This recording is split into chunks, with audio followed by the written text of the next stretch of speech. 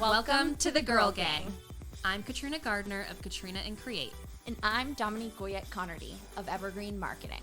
On this show, we're going to chat with women business owners in Massachusetts and those who support local women in business.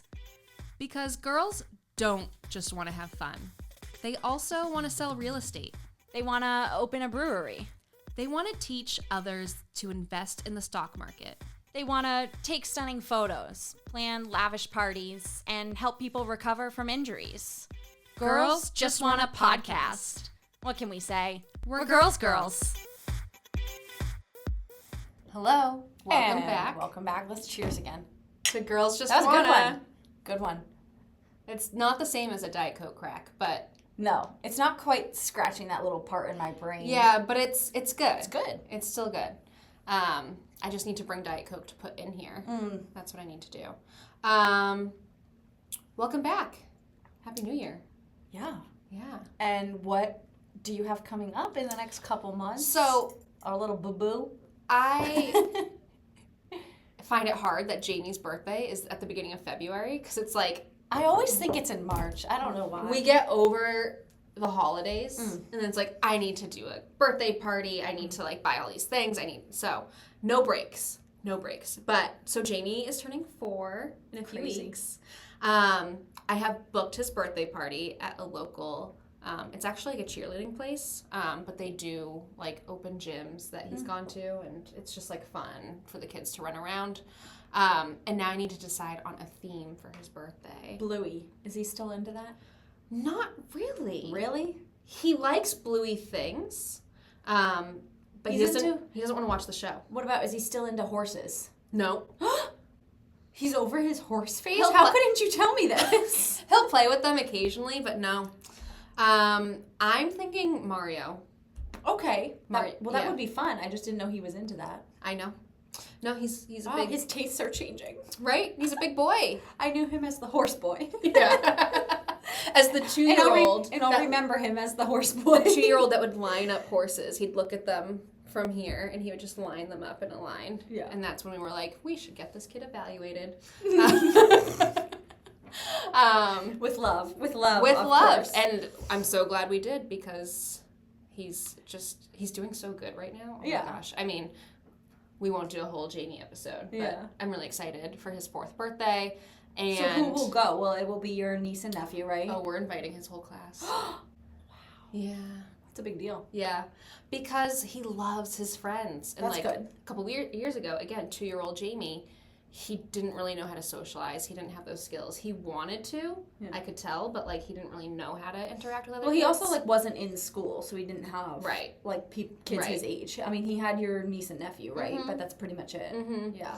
But so I was going to do something small, like bring my niece and nephew and Jamie to the aquarium. But because he has these like really close friendships at school this year, and other kids have done this where they invited the whole class. So now we're inviting the whole class. Wow, And it's stepping gonna be up. Fun. Yep. That's a big deal. I'm really excited. All right, well, don't lose my invite in the mail. You know I'm a big Mario gal. Yeah. Just kidding, I'm busy that day. Just kidding. All right. Well, should we move on to the guest? We should. Okay. Let's do it.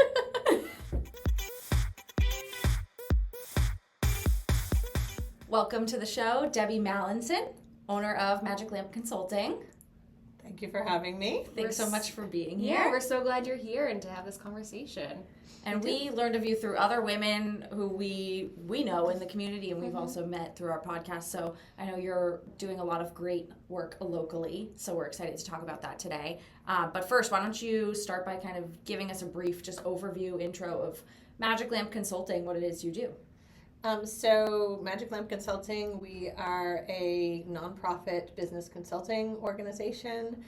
We have a team of 8 people, which I think wow. most people are surprised to hear that, Yeah. not including the interns that we work with. Uh-huh. And our goal is to help uplift executive directors of small to mid-sized nonprofits to help them not only manage their nonprofit, but to grow the nonprofit. Mm-hmm. And so that includes strategic consulting. It also includes grant writing. Mm-hmm. as well, grant research, Sure. lots of different pieces.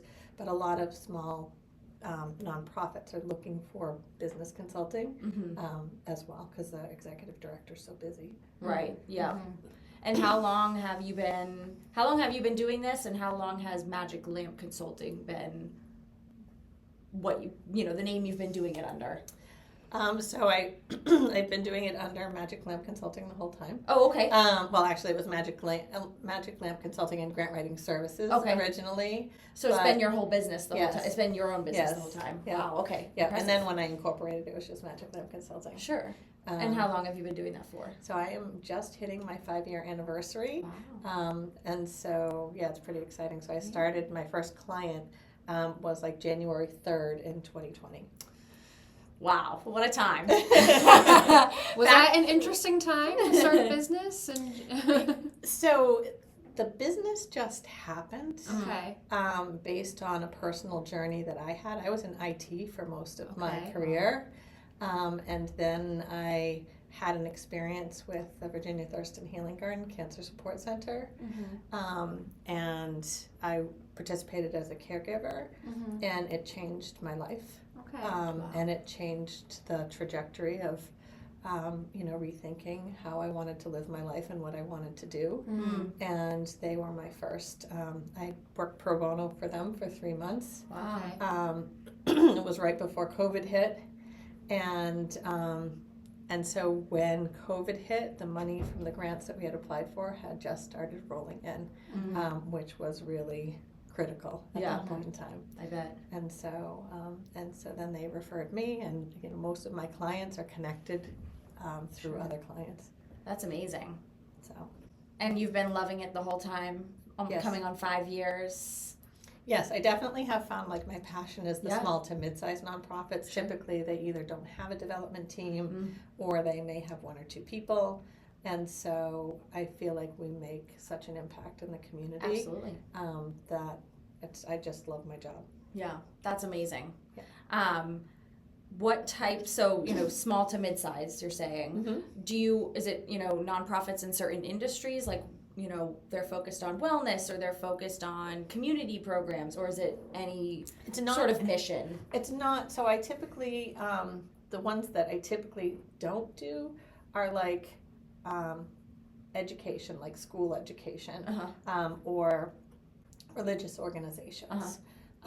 If it's a non-prostulating organization where they serve everybody and it's founded by a religious organization, yes, I would do them.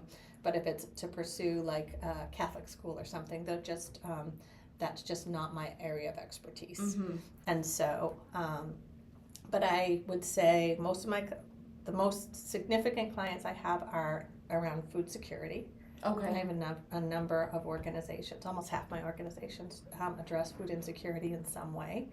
But I also have workforce development. I have a lot of youth development organizations. I have Manny 267 here in Worcester, which is about safety and swimming lessons for youth. And so, yeah, they're all different and they're all amazing. That's awesome. Yeah, we've had we've had a few nonprofit guests on the show. I know there are just so many, honestly, nonprofits, I feel like, and maybe this is the same everywhere you go, but I think Worcester, Central Mass has a lot of amazing nonprofit organizations. We've talked to Casa Project, Julie Bowditch. We've talked to Girls on the Run Worcester, Karen Spencer, and they're just doing such great work. The things that you do for them, how does that help them advance their mission? Like, what are some of the services that you're offering, and then how do you see that make a difference in their nonprofit? So Karen Spencer is one of our clients. They have an amazing mission. Yes. And so, we talk about kind of where they're at. A lot of times we're talking with the executive directors about board relationships. What does that look like? Because a lot of nonprofits don't necessarily have a strong board. And we talk about, what's their vision? Do they have a strategic plan? Do they have a fundraising plan? Are they diversifying their revenue streams? Because they don't want to have all their eggs in one basket. We do, grant research for them. We also connect them with funders. So the thing about us that I think makes us different is we focus on Massachusetts. Yeah. And all of our clients are in either Worcester or Middlesex County currently. And so when we walk in the door, the funders that we've had historical relationships with over the past 5 years, now you're getting to tap into our network as a nonprofit.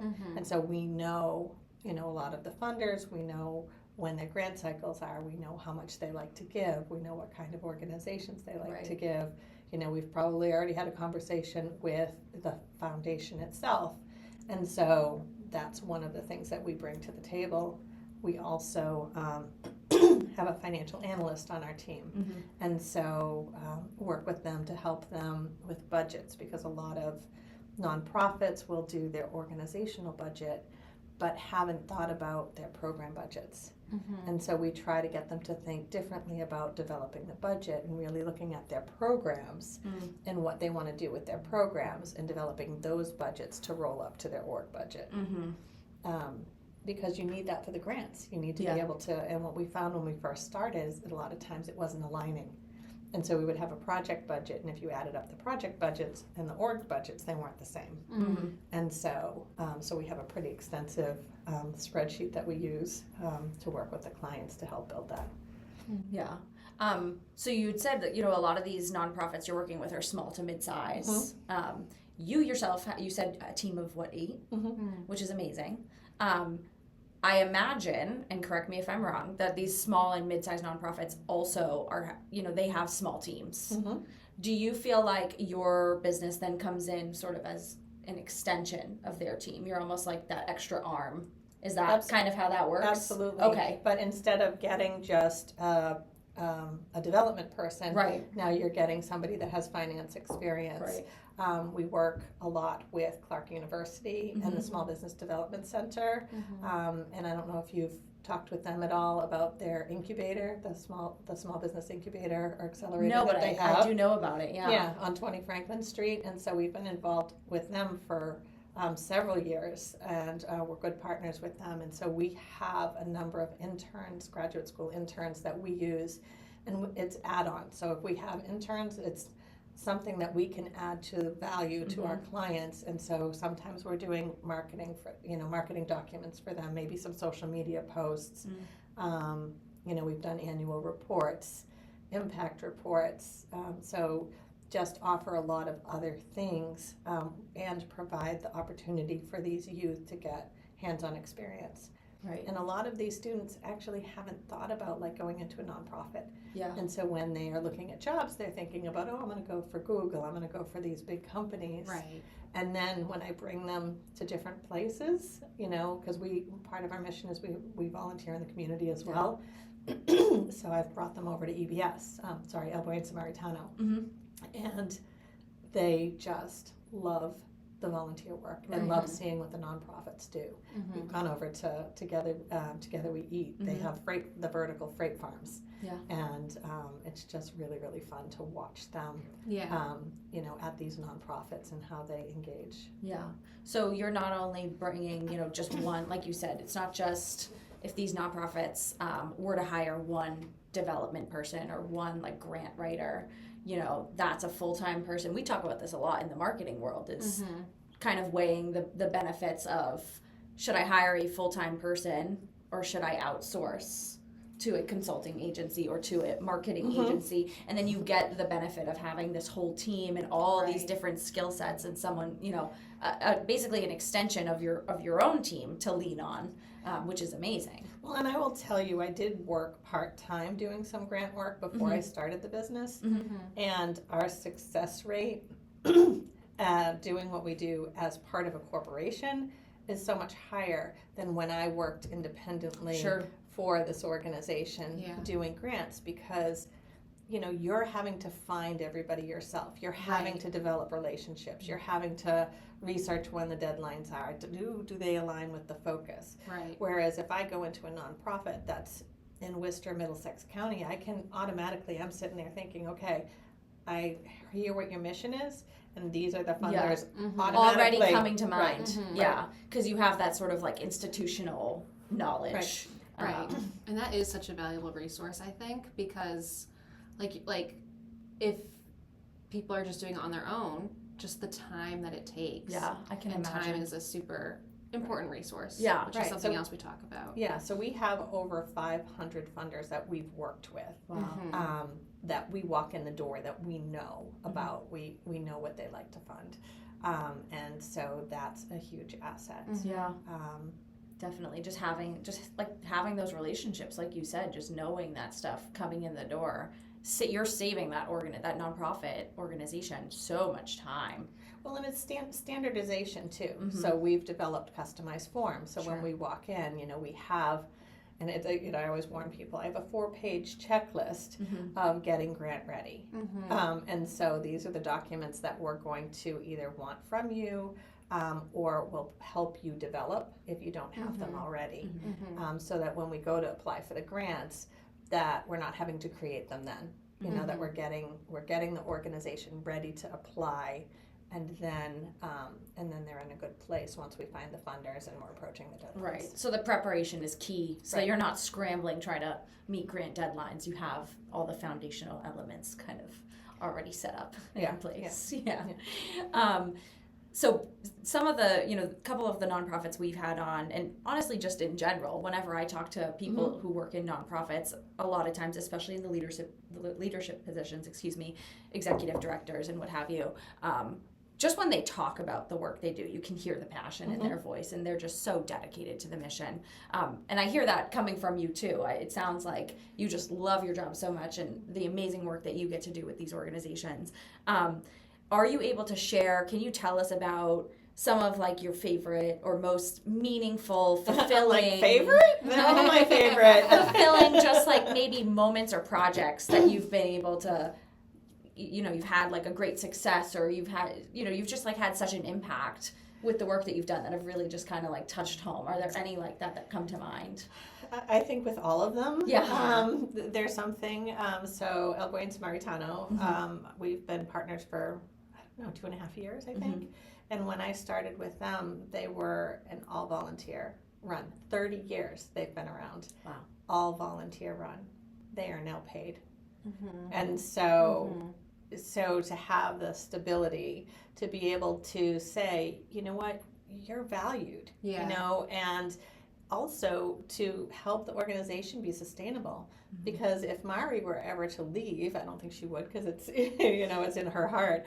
But if Mari were to ever leave, and that was an unpaid position, how are you gonna Right. how are you gonna fill it? There And goes the organization. Right, and it's her parents' legacy. Right. They started it, and so that's huge for me. I've worked with executive directors that are like significantly underpaid, and so we'll help them do a market analysis to be able to present to their board and say, this is what other people that have similar sized nonprofits and the executive directors are making, and can we put a plan in place to have an equitable salary, because it's in the best interest of the organization to be sustainable. So are your staff getting a fair wage? Right. If they were to leave, would you be able to fill their position? So we do a lot more than just write grants, and we're really looking at everything in the organization. Do they have policies and procedures?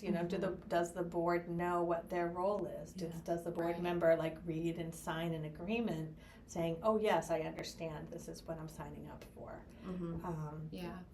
I think it's one of those things where if you were to start a nonprofit or launch it, you do that because you're so passionate about the thing that you're doing, and you don't know all the other stuff, and that's where they can call you in to help them build that sustainable business. Yeah. And we typically have long-term relationships with our clients. So, we do offer on-demand consulting. We do offer, grant research package, but 95% of our clients we call them our premium clients. They're clients that are signing a yearly contract. Yeah. And we stay in. The Healing Garden was my first client. They're still a client. Yeah. And so we have long-term relationships, and honestly, we develop friendships. I was invited to a wedding reception for one of my clients. I've, gone out. So when I meet them, I tell them I'm interviewing them just as much as they're interviewing me, because I have to, in my heart, feel like there's alignment, just like they do, just like they have to pick the right person. Because I have to feel their passion, because I feed off of that, and that's how I'm going to get them the most money from the funders, is to be able to advocate for them. I feel like that's what's made your business successful too, is like strategic thinking with, you know, year-long partnerships and things like that, where you're kind of thinking long term.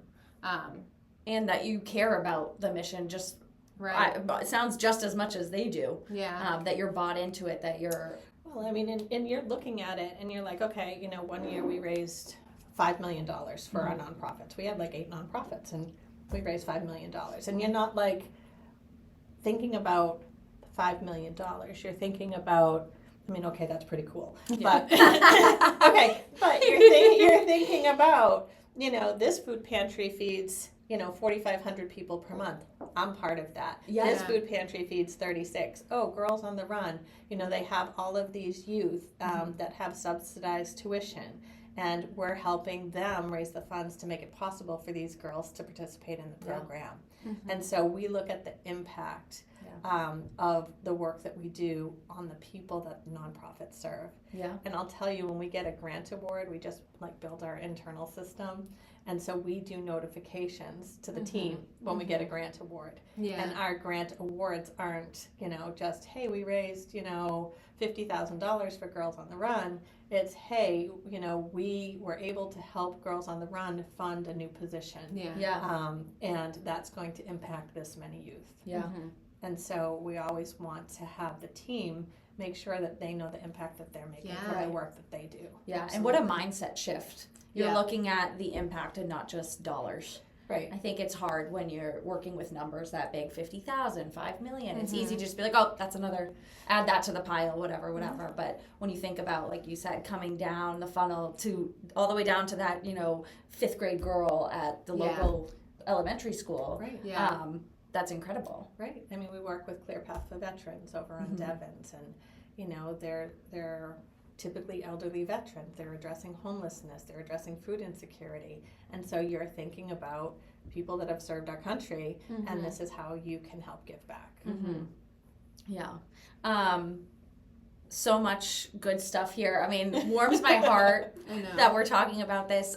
If there are any nonprofit executives, leaders, or just people who even volunteer at nonprofits listening who might have a connection and might want to work with you, how do they go about that? How do they get in touch? The best way is to go onto the website, magiclampconsulting.com, and we have a contact form. Ask a little bit about the organization, and that comes into us, and then we get in touch. And then we have a discovery call and see, like, do we think this is going to work? The other thing I do want to mention is I just got registered through the Workforce Training Fund. And so a barrier for a lot of small nonprofits is, like, they haven't budgeted for support. And so with the Workforce Training Fund, organizations, if they're paying into the unemployment system, can get reimbursed up to $15,000 in training. And so we've developed our program into different training modules. And so that small nonprofits can get the training, and we can get them grant ready, you know, through that process, and then they can get reimbursed for the training. Awesome. Okay, so that's like another, you know, way to access basically the services and all the value that you bring. That's awesome. Well, as you know, we like to end every episode by shouting out, you know, giving our guests this opportunity to mention another woman-owned business, woman in business. Who do you have in mind? I know it's hard. I have so many in mind. Everybody says that too. So I would say Jen Hernandez from Gem Marketing. I've been working with her for years. We met through E4All, which is an entrepreneurship program. And she actually does our social media. So not only do I think she's a wonderful person, but she does a great job in helping us set our social media so that and positioning us so that people really understand what we're doing and the work that we're doing.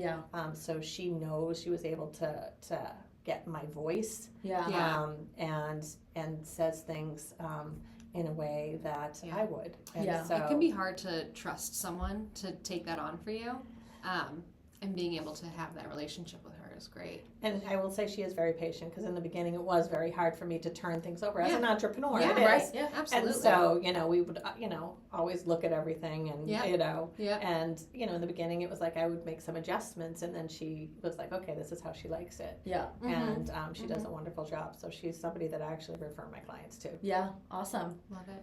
Love that partnership. Well, Yeah. thank you so much for coming in and sharing, and thank you for all the work that you do in the community, because I know it's made such an impact on the nonprofits that serve, the towns that we live in, and, the schools that we support and everything. So Yeah. Thank you. thank you. Yeah, It's been appreciate a it. treat talking to you. Yes.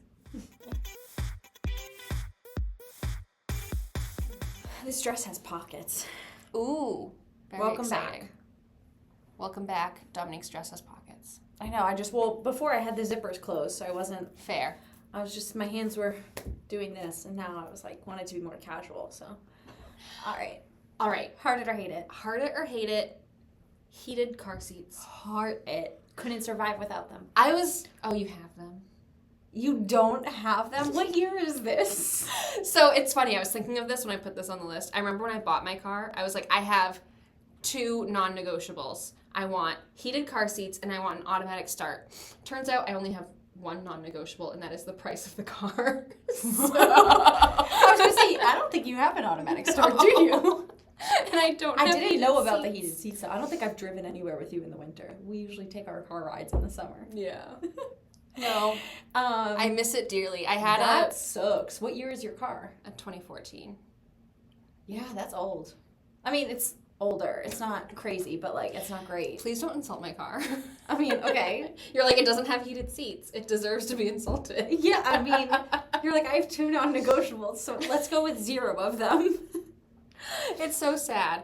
And then I was like, should I even add this? Because doesn't everyone heart heated seats? But I don't think so. I think some people have traumatic experiences with them. I think some people are just always warm. They run warm and they're just want the windows open. I might be remembering this wrong, but I think my mother-in-law's heated seat caught on fire once. Because it insane. didn't turn, the mechanism broke. And good. It didn't turn off when she turned off her car. Yeah, that's a fear. That's a fear for sure. Yeah. So My last car didn't have heated seats. Yeah. And so they sell the ones that you can plug into the cigarette lighter thing. Oh, Merry Christmas. Maybe I should. Well, not Merry Christmas. Yeah, but Merry Christmas 2025. Happy birthday. Yeah. Okay. Happy early birthday 4 months from now. Yeah. In May, here's your heated plugins. Yeah, can't wait for you to use it. Yeah, they have ones that you plug in, and then it's just I a didn't pad. know that. It's like a pad that goes. It's like this, and then it goes like that, and so you strap it around the seat. Yeah. Although Oh, you okay. have to be careful with those, because I had one, Uh-huh. and I left it plugged in, Oh. and that wasn't that's not good for me. It turns off, but unfortunately the battery in the car, I guess, was still going, Oh, because yeah, then yeah. my battery was dead. Yeah. So I needed a jump start, and then the seat didn't work anymore. So I had to Luckily get for a me, new one, and I think I broke that one too. I kill my car battery far more often than I would like to admit. So That's not good. But yeah, so maybe you should get one of those. yeah. Well, the remainder and I of the have an winter. automatic starter, that battery, because I kill my car so often. Anyway, I heart them too. What's next? You just wish you could have them. Okay, Yeah. heart it or hate it, scarves. I gotta tell you, I am really in a pickle on this one. Really? Yeah, I've been thinking about it for 3 days since I put it on the list. It's okay. I'm in a pickle too.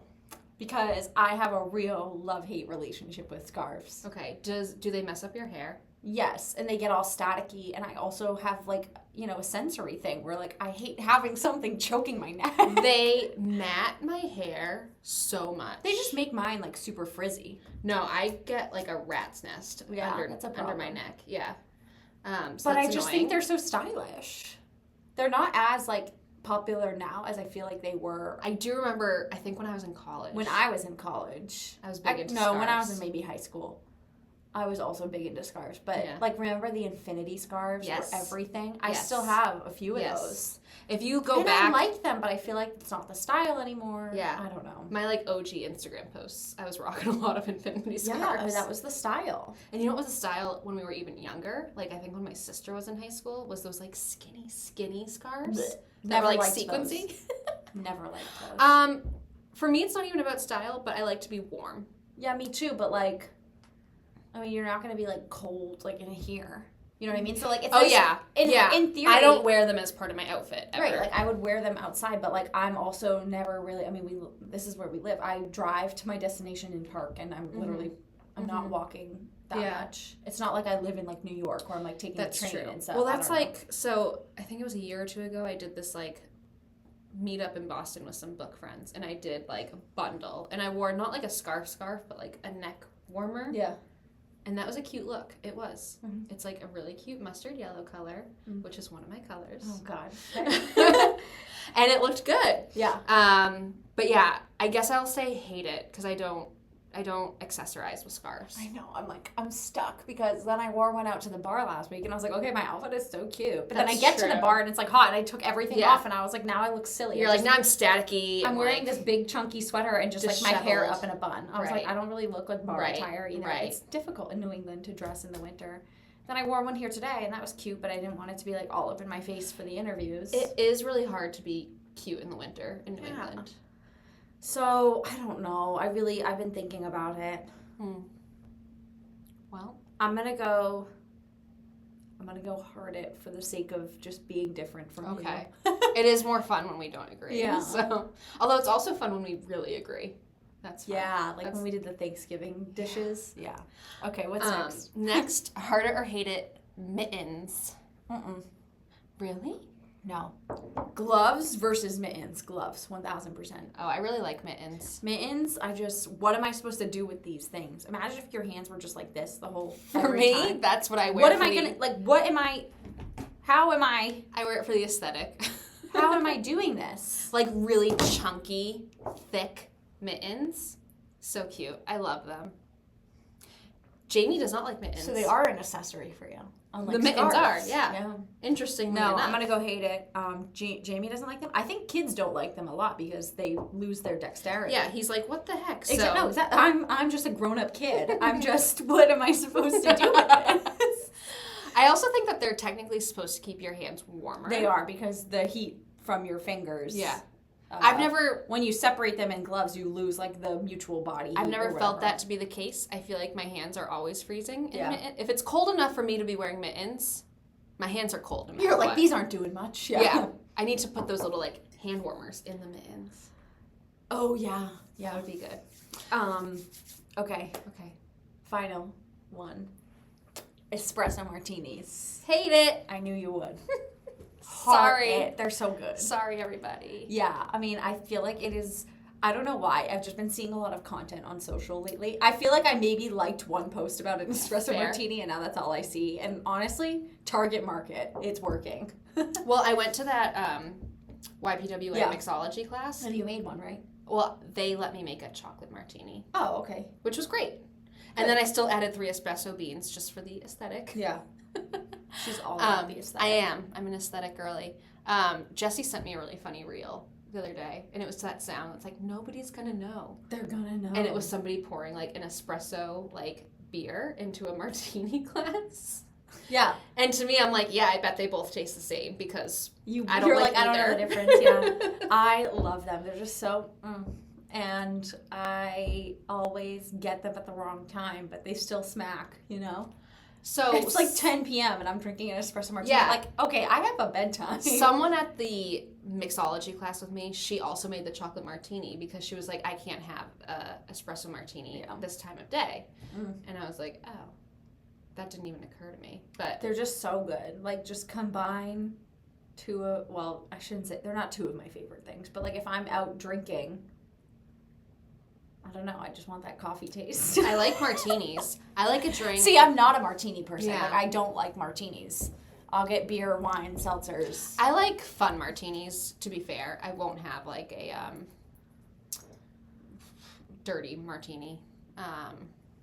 That's just like a, I don't know. I like the ones that are sugary and fun. But they still kick in pretty quickly. So. Yeah. Yeah, hate it. Sorry. That's okay. You don't have to get one. All right. That's it for this week. That's it. And we'll see you next week with another episode. Yeah. Later, ladies. Later, ladies.